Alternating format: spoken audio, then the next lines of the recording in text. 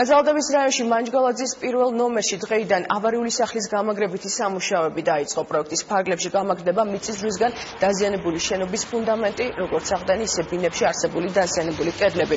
რეაბილიტაციად ჩაუტარდება ავარიული სახლის ფასადსაც. ეზოს მაცხოვრებლებს ნაძალადების რაიონის გამგებელი შეხვდა და მათგან პრობლემები პირადად მოისმინა. სამუშაოებს ნაძალადების რაიონის გამგეობა დააფინანსებს. დაახლოებით 20 წელია აღნიშნული სახლი არის მწვავე ავარიულ მდგომარეობაში. ყველამ ერთად ვნახეთ დაზიანების ხარისხი, სირთულე.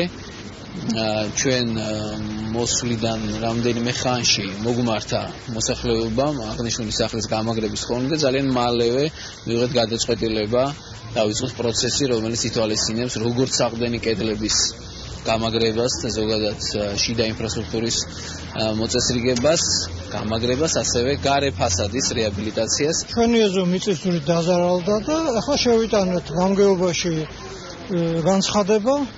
მოვიდნენ ესე იგი გამგეობის თანამშრომლები, შეამოწმეს, ნახეს და ახლა დავყვნენ რომ გაგვიმაგრებენ კედლებს, საყრდენი კედელი მაგრდება.